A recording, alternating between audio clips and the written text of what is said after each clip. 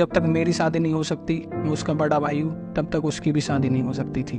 Ma'am जैसे ही मेरी शादी हुई तो मेरी नौकरी भी लग गई, और नौकरी लगने के बाद जो मेरी बीवी है उसको गांव बिल्कुल पसंद नहीं आया, और उसने बोला गांव छोड़कर शहर में आ जाते हैं।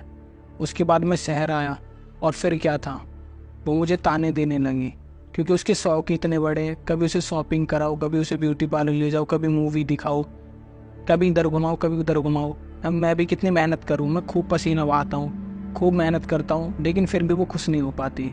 उसको कुछ ना कुछ चाहिए ही होता है। और ये बात मैंने अपने दोस्तों को बताई। मेरे दोस्तों ने पता है क्या बोला, कि मैंने उसको अपने सर पे चढ़ा रखा है। वो कहते हैं उसे काबू में रख, लेकिन मैम मैं ऐसे नहीं कर सकता, क्योंकि मेरे पेरेंट्स ने हमेशा औरतों की इज्जत करना सिखाया है।